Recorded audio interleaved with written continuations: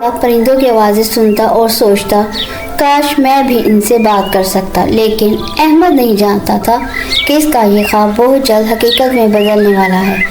ایک دن احمد جنگل میں گھوم رہا تھا کہ اچانک اس کی نظر زمین پر پڑی۔ یہ کوئی عام چیز نہیں تھی، ایک سنہری چمکتا ہوا پر تھا۔ جیسے ہی اس نے اسے ہاتھ میں اٹھایا، ہوا تیز ہونے لگی، درخت ہلنے لگے اور ایک چمکدار روشنی پھیل گئی۔ پھر پلک جھپکتے ہی احمد غائب ہو گیا۔ احمد نے اپنی آنکھیں کھولی اور جو منظر اس نے دیکھا وہ ناقابل یقین تھا۔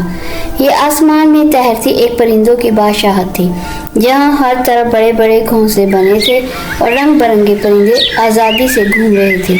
ایک عقل مند الو آگے بڑھا اور بولا، احمد تم وہ منتخب لڑکے ہو جسے پرندوں کی دنیا میں آنے کی اجازت ملی ہے، لیکن یاد رکھو یہاں نہ صرف حیرتیں ہیں بلکہ خطرات بھی ہیں۔ احمد کی آنکھوں میں تجسس چمکنے لگا۔ اچانک ایک عقاب احمد کے پاس آیا جس کا نام اسکائے تھا۔ اس نے احمد سے پوچھا، کیا تم ہمارے مقابلے میں حصہ لینا چاہو گے؟ احمد نے مسکراتے ہوئے سر ہلا دیا۔ دوڑ شروع ہوئی۔ احمد ایک تیز رفتار عقاب پر بیٹھا ہوا تھا۔ بادلوں کے درمیان وہ تیر کی طرح آگے بڑھ رہے تھے، لیکن اچانک ایک خوفناک طوفان آ گیا۔ احمد کو اپنی چالاکی سے راستہ نکالنا تھا، ورنہ وہ نیچے گر جاتا۔ رات کے وقت پرندوں کی بادشاہت میں کوہرام مچ گیا۔ شاہی عقاب کے قیمتی سنہری انڈے چوری ہو چکے تھے۔ ملکہ عقاب نے افسوس سے کہا، یہ انڈے ہمارے مستقبل کے بادشاہ ہیں، اگر وہ نہ ملے تو ہماری دنیا ختم ہو جائے گی۔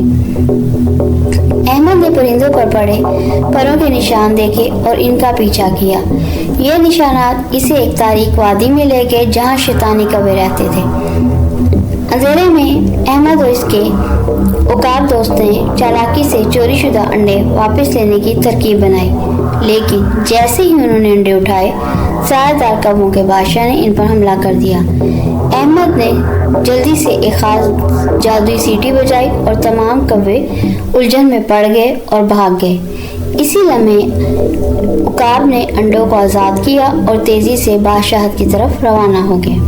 جب احمد نے انڈے واپس کیے تو پوری بادشاہت میں خوشی کی لہر دوڑ گئی۔ ملکہ عقاب نے کہا، تم نے نہ صرف ہماری دنیا کو بچایا بلکہ اپنی بہادری بھی ثابت کی۔ لیکن احمد جانتا تھا کہ اب اسے اپنے گھر واپس جانا تھا۔ عقل مند الو آگے بڑھا اور سنہری پر احمد کو واپس دیا۔